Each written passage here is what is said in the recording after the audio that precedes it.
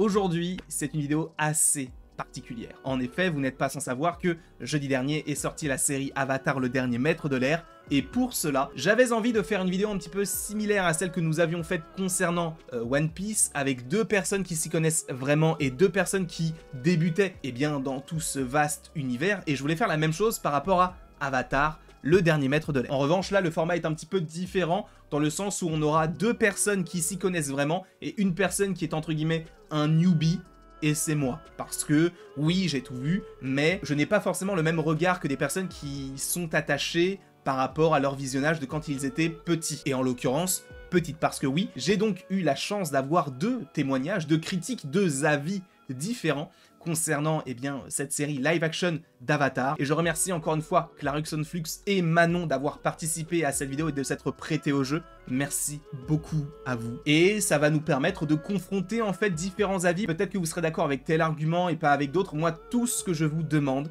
c'est de la bienveillance, parce qu'on n'a pas tous les mêmes avis, et il faut tout simplement se respecter. Donc je respecte le fait que vous ayez adoré la série ou que vous l'ayez détesté, peu importe, c'est votre avis. Donc que ce soit le mien ou le leur, respectez-les, s'il vous plaît. Et par ailleurs, je vais laisser Clarkson Flux donner son avis en première. Bonjour à tous, c'est Clarkson Flux. Je suis là pour vous parler aujourd'hui de la série live action de Netflix Avatar le dernier maître de l'air, et ce en tant que fan inconditionnel de la série d'animation. Bon, entendu que c'est un statut autoproclamé, il y a sûrement des personnes qui s'y connaissent mieux que moi sur l'univers, mais ça reste quand même une série chère à mon cœur, donc je suis contente de pouvoir vous en parler aujourd'hui. Pour commencer mon explication, je pense qu'il faut que je vous évoque ma relation du coup à la série d'animation. Alors moi, comme beaucoup je pense, j'ai découvert quand j'étais petite le dessin animé, enfin c'est une série d'animation, pas un dessin animé, mais bon j'ai toujours appelé ça un dessin animé, surtout que voilà, ça n'a pas une esthétique de manga quoi, ça fait très américain finalement. Donc j'ai commencé quand j'étais petite, mais j'ai jamais pu regarder l'entièreté de la série d'animation. Je regardais des bribes par-ci par-là.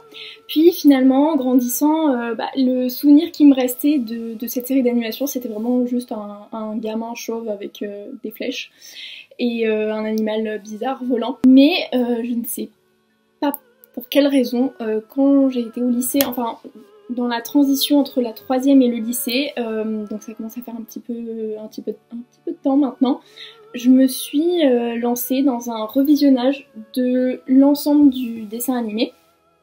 Et donc là, j'ai redécouvert en fait toute cette histoire sous un prisme nouveau, avec des idées nouvelles, c'est-à-dire que je pense que c'était assez manichéen quand je regardais étant petite, voilà, il y avait le Seigneur du Feu, le grand méchant, mais en étant au lycée, j'avais un œil nouveau, j'identifiais certaines dynamiques que je n'aurais pas pu évidemment identifier avant, comme toutes les questions autour de l'impérialisme, et donc j'ai vraiment adoré ce visionnage, et là, à partir de là, vraiment je suis devenue une fan invétérée de cet univers.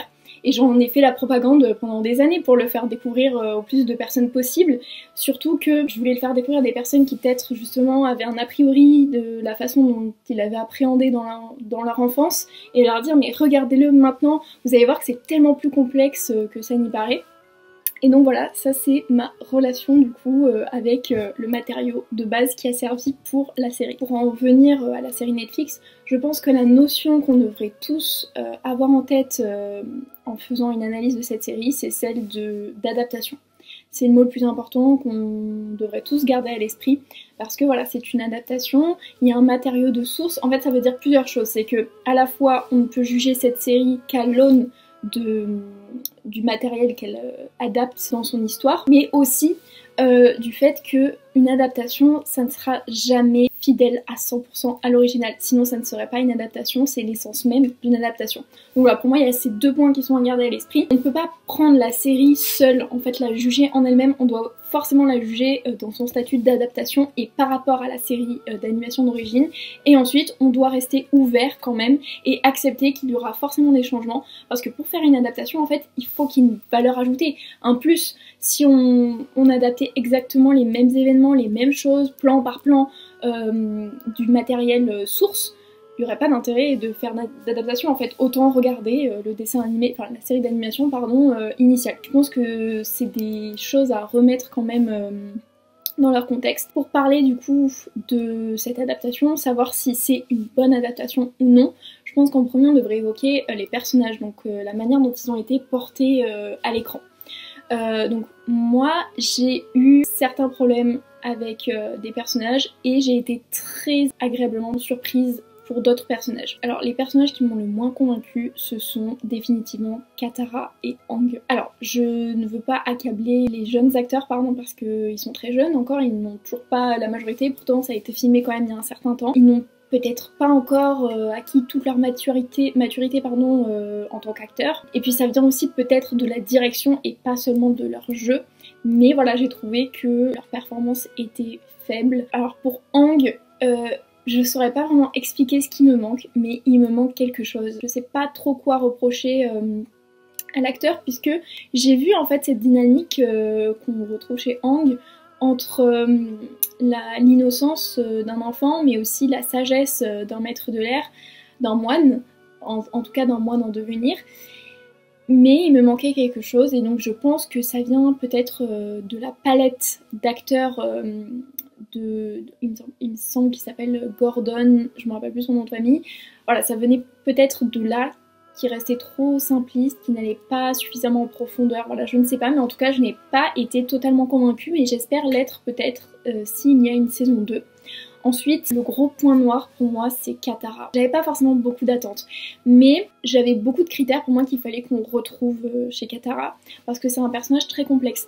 Et c'est vrai que des fois elle peut nous agacer, mais je me rends compte en voyant du coup la série Netflix, que même ses défauts dans la série d'animation font tout son charme. Et là, il me manquait certains de ses défauts, certains de ses traits de caractère. Voilà, déjà, je trouve qu'elle a été polissée un peu. Elle fait beaucoup plus calme. On n'a pas son aspect maternel qui est évoqué, mais justement pour être critiquée, justement le fait qu'elle se prenne pour la maman du groupe, on lui assène souvent que ça ne reste, elle aussi ne reste qu'une enfant et qu'elle a le droit d'être une enfant et qu'elle ne doit pas forcément être une mère et qu'elle ne devrait pas avoir à porter tout ça sur ses épaules. Et ben ça n'est pas du tout évoqué. Alors c'est peut-être pas dans cette saison que ça se voit le plus, mais plutôt dans la saison 2, en tout cas à partir de la saison 2. Mais normalement on devrait commencer à voir que Katara est une figure tutélaire en fait pour le reste du groupe, mais ça je rentrerai plus en détail après. En tout cas, voilà, ça, la performance de l'actrice, je ne sais pas, voilà, encore une fois, si ça vient de la direction ou si c'est seulement l'actrice, mais il me manquait clairement quelque chose pour Katara. Ensuite, ceux qui m'ont convaincue, c'est Zuko. Vraiment, là, pour moi, c'est la première place. Vraiment, c'est la première place. Il a été extrêmement convaincant. C'est-à-dire qu'il est allé au-delà même de ce que je pouvais attendre d'un acteur jouant Zuko. En fait, c'est pas un copier-coller du Zuko qu'on connaît. Il y a des différences. Il est peut-être plus humain, moins dans le rejet d'ailleurs de son oncle. Mais, en fait, je suis complètement convaincue. Voilà, il m'a convaincue. Je vois Zuko, j'identifie Zuko, voilà, il m'a emporté dans son jeu aussi peut-être parce que c'est un très bon acteur. Ensuite Suki aussi, j'étais complètement convaincue. Bon, son rôle est mineur dans cette saison, mais on verra plus tard si la série continue, elle aura un rôle plus proéminent. Et j'ai hâte parce que c'est vraiment une actrice géniale je trouve et qui est très charismatique. Ensuite Sokka, bon je sais qu'il y a pu y avoir des polémiques, alors je ne suis pas trop renseignée là-dessus donc je ne rentrerai pas dans les détails sur ce sujet. En revanche, en tant que performance, moi j'ai été complètement convaincue. Et après j'ai été plus neutre sur deux autres personnages importants, ce sont Hiro et Azula. Je n'ai pas de problème particulier avec leur jeu d'acteur, je pense que ce sont des bons acteurs. Je retrouve aussi l'essence de Hiro et d'Azula. Maintenant, je suis moins emballée que pour les trois personnages que je viens de citer. Ensuite, pour rester dans cette optique, j'aimerais évoquer les changements de dynamique qu'il y a pu y avoir entre les personnages. Et donc j'ai commencé à l'évoquer, celle entre Katara et Sokka. En fait, j'ai l'impression qu'il y a un transfert de la figure tutélaire du groupe qui va de Katara à Sokka. C'est Sokka maintenant, le chef, une figure paternelle auquel le groupe en fait peut se référer. Et je trouve ça dommage parce que pour moi, voilà, c'est le rôle de Katara. Et même si c'est une adaptation et que j'entends qu'il y ait des changements, ben ça c'est un changement pour moi que je ne peux pas accepter. Voilà. Donc j'espère que ça va peut-être être rectifié dans la prochaine saison et j'espère qu'il y en aura une parce qu'il y a du bon et on peut améliorer tout ce qui est améliorable. Ensuite, il y a la question du sexisme avec Sokka, donc ça a été un peu retiré. Donc par contre, j'ai été contente, j'avais un petit peu peur pour la tribu du coup de l'eau du Nord, mais la question du sexisme était toujours là. C'est seulement pour Sokka en fait qu'on l'a gommé, et je trouve ça dommage parce qu'on peut montrer que voilà, les personnages principaux ne sont pas parfaits, qu'ils ont aussi des défauts, mais que le propre en fait de héros, c'est que justement ils vont s'améliorer continuellement sur leur chemin. Donc je trouve ça dommage. Et après justement, je pense que c'est lié à ça, mais au tout début, Katara ne brise pas l'iceberg en se déchaînant sur Sokka parce qu'elle n'en peut plus de toutes ces remarques sexistes, etc. Alors je crois que certains disent c'est quand même peut-être elle qui l'a brisé en utilisant sa maîtrise, mais en tout cas elle l'a fait en étant totalement calme. Et du coup j'ai un problème avec ça, voilà, ça ne m'a pas plu. Ensuite, pour passer du coup aux événements dans la série, on voit qu'il y a eu plusieurs arcs qui ont été collés ensemble. Il y a aussi la question de l'importance des avatars précédents, donc avec Kyoshi et Roku. Là on voit qu'il y a eu un peu un transfert et c'est Kyoshi qui occupe la place de premier plan. Roku, voilà, on le voit beaucoup moins, il a l'air moins important, ce n'est pas lui qui va combattre du coup en prenant la place de Aang. Puis on voit en fait, pour moi il y a des inspirations qui ont été prises dans la dernière saison quand Aang demande conseil aux anciens avatars sur le sort en fait qu'il doit réserver au Seigneur du Feu Ozai, s'il doit le tuer ou non, puisque lui il est contre la violence, c'est un pacifiste, et tous les avatars précédents lui disent peu ou prou la même chose, il faut le tuer, c'est comme ça, il faut prendre des choix compliqués, et voilà, ils lui donnent tous un conseil, et la manière dont ça a été présenté, je trouve, la petite morale que fait Kyoshi à Aang, ça m'a vachement rappelé ce moment-là. Il y a aussi un point important pour moi, c'est que on ne voit jamais Aang maîtriser l'eau, tenter de maîtriser l'eau avec Katara, donc je trouve que c'est un détail, c'est dommage, voilà, d'avoir oblitéré ce détail dans la saison. On ne voit pas aussi le moment où il blesse Katara par sa maîtrise du feu, ce qui va normalement déterminer toute sa relation à cet élément, justement. Il va faire un blocage là-dessus parce qu'il blesse Katara avec. On voit que c'est parce qu'en maîtrisant l'air, il est tellement puissant qu'il va manquer de tuer ses camarades, et donc peut-être qu'il y a un espèce de transfert, il ne va pas essayer de maîtriser d'autres éléments parce qu'il a peur peut-être d'être incontrôlable et de blesser quelqu'un en maîtrisant un autre élément. Bon, pourquoi pas, je peux l'entendre. Après quoi, je souhaitais évoquer toute la problématique autour des leçons qui sont normalement retirées par les personnages dans les épisodes fillers.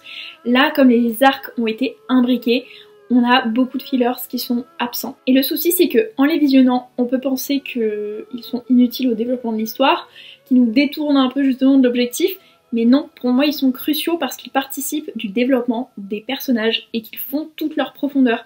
Donc c'est le cas de Sokka par exemple, qui nous est montré comme quelqu'un de sceptique, pragmatique, qui ne veut pas du tout croire à tout ce qui est spirituel, bonne aventure, etc. Enfin tout ce côté-là un petit peu d'astrologie, de pseudo-science. Lui voilà, il croit seulement en les sciences dures, et tout ce qui s'en éloigne est très peu pour lui. Et là, au final, on voit ce côté inventeur, un petit peu scientifique, quoi, de Sokka, mais on perd la dynamique qu'on avait autour de son scepticisme. Et c'est le cas, par exemple, voilà, on a retiré l'épisode où il y avait soi-disant une femme qui disait l'avenir, etc. des personnages. Katara tombait complètement dans le panneau et Sokka était encore celui qui avait raison. En fait, il a souvent été celui qui se méfiait et on lui reprochait de trop se méfier, d'être trop sur ses gardes, et finalement, il avait raison. Et là, on a beaucoup moins ce côté-là, et même dans les fillers qui ont été gardés, donc je pense aux musiciens, Sokka est limite le premier à écouter leurs indications alors que normalement il est pas du tout chaud quoi. Donc je trouve ça dommage qu'on perde ce côté de ce personnage, même si l'acteur a fait un très bon travail. Au final, en retirant tous ces petits épisodes, toutes ces petites aventures, on perd un côté attachant du personnage et qui fait aussi son importance puisque c'est quelqu'un qui ne maîtrise pas d'éléments, mais c'est un peu celui qui a le bon instinct, quoi. Pour terminer, je souhaitais me pencher sur tout ce qui a pu être rajouté par rapport à la série d'animation, puisque je pense que c'est le cœur d'une adaptation, c'est ce qu'elle peut nous apporter, c'est cette façon d'exploiter des pistes qui nous ont été laissées dans le matériel de base, mais pour en faire quelque chose de beaucoup plus approfondi.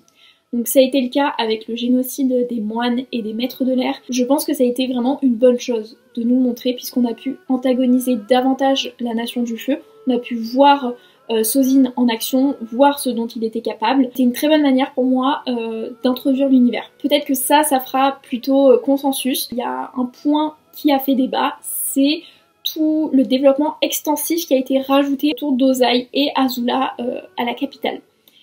C'est vrai que normalement tout ça ne nous est pas montré, on ne sait pas vraiment ce qui se passe pendant ce temps-là, on n'a pas ce point de vue. Là, au contraire, vraiment c'est un arc à part entière.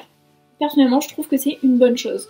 Certains ont critiqué le fait qu'on puisse montrer une Azula qui a des failles. Moi, je pense que elle n'a jamais été réellement infaillible, c'est une façade qu'elle nous montre, elle le joue très bien, mais elle a toujours eu des failles et des insécurités, on le voit très bien dans la saison 3. Peut-être qu'elle ne s'exprime pas tout le long de la série d'animation, mais elles étaient en dormance, elles étaient là depuis le début, depuis qu'elle est enfant. Certes, Azula est née avec un terreau fertile pour devenir sociopathe, psychopathe, c'est certain. Mais je pense que son environnement a aussi participé de son développement. Un enfant qui peut naître avec une certaine pathologie, une certaine tendance, va se développer quand même d'une manière ou d'une autre différemment selon la façon dont il est élevé. Et là, son environnement il est quand même très toxique. Je pense que c'est une bonne chose de nous montrer les manipulations auxquelles peut s'évertuer Ozai. Et moi, je suis pour. Voilà, je tranche personnellement pour cette polémique. Je pense que c'est une bonne chose. Qu'il faut juste bien analyser la façon dont c'est fait. C'est-à-dire que ça a pu choquer qu'Ozai dise du bien de Zuko. Mais il n'en dirait jamais devant lui. À l'instar du fait qu'il dirait du bien de Azula devant Zuko. Enfin bref, voilà. Pour moi, ce sont des manipulations. C'est seulement une façon, en fait, de pousser dans ses retranchements Azula pour que, justement, elle devienne ce monstre de perfection froide qu'elle va nous montrer tout au long de la série d'animation, et là je l'espère du coup dans la série live action. Et mon petit mot de la fin, ce serait pour toutes les personnes qui font des critiques sans espèce de construction en fait, vraiment juste de la critique pure, gratuite.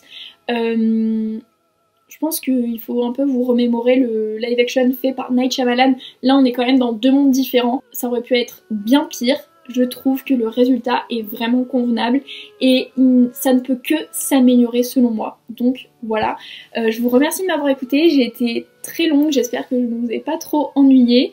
Et voilà, je vous souhaite une bonne journée. Et donc, merci beaucoup à Clara d'avoir donné son avis. Avant d'avoir celui de Manon, je vais donner le mien, si ça ne vous dérange pas. Je suis totalement d'accord avec tout ce qui a été dit durant cette vidéo. C'est-à-dire qu'en étant quelqu'un qui est très attaché au programme, mais qui n'a pas tout regardé il y a longtemps, je suis attaché à certains persos, bien sûr. Je suis content d'avoir eu un développement similaire par rapport à Hiro, notamment, ou même Zuko, bien qu'il soit un petit peu plus, oui, dans l'altruisme, entre guillemets, là où c'est vrai que dans l'animation, il est beaucoup plus solitaire, et pense surtout à lui et à ce qu'il pourrait devenir par rapport au regard que lui porte son père. En revanche, il faut également revenir sur des choses qui ne vont pas nécessairement, à mon sens, Katara et Aang, ce qui a déjà été dit dans la vidéo, et ce que j'ai déjà dit dans la critique, pour moi ça ne fonctionne pas vraiment. J'attends d'en avoir plus, sachant qu'a priori la série semble plutôt bien marcher, donc on pourrait tabler sur une saison 2, et ce serait très cool pour continuer déjà le lore qui a déjà été établi durant cette première saison. Mais oui, il y a des choses qui divergent par rapport aux médias de base, que je comprends totalement, parce que oui, c'est une adaptation, donc on n'est pas obligé de reprendre 100% de tout ce qui a été fait du côté de l'animation, mais on peut s'en servir, mélanger des choses, ça fonctionne des fois, ça ne fonctionne pas d'autres.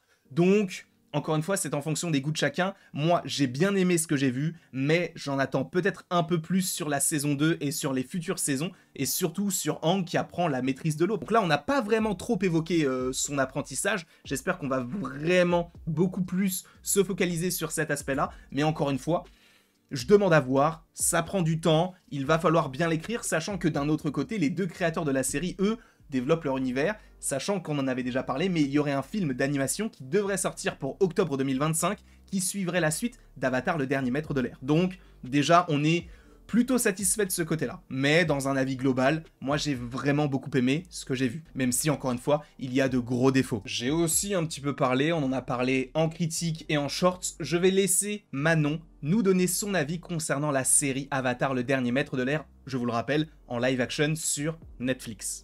Avatar, c'est un animé que j'affectionne beaucoup. C'est d'ailleurs un de mes animés préférés.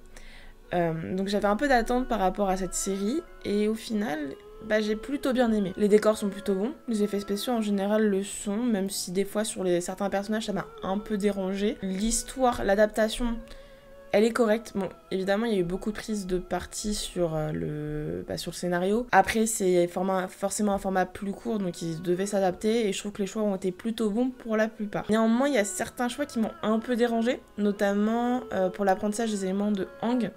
De base, c'est Katara qui commence avant qu'ils arrivent au nord. Et en fait, là, le fait qu'il n'y ait pas, je trouve que bah, ça change la perception qu'on a sur les émotions des personnages. En fait, Aang, il a l'air dans cette série, bah, déjà, il manque de fun, il est pas assez sérieux. Puis là, on a l'impression qu'il s'intéresse pas trop, qu'il se motive pas assez pour devenir l'avatar. Donc c'était un peu spécial. Ça, j'ai moins aimé. D'ailleurs, le gros point faible, je trouve, de cette série, et c'est là où vraiment c'est dommage, c'est les personnages. Déjà, Aang, comme je vous dis, il manque de fun, trop sérieux, ce qui est d'ailleurs le cas pour la plupart de la série. Ça manque un peu de fun et c'est un peu trop sérieux. Katara, vraiment grosse déception, parce que Katara, c'est un personnage que j'aime beaucoup. Et là, en fait, bah, elle était un peu en retrait. Je sais pas comment dire, mais de base, Katara, c'est un personnage qui a vraiment du caractère, elle est dynamique, et puis elle a ce côté un peu maternel sur Aang et tout. Là, on l'a pas du tout retrouvé, donc c'est vraiment dommage. Après, par contre, c'est pas... Tous les personnages ne sont pas mauvais, même si, franchement, j'ai eu du mal avec beaucoup.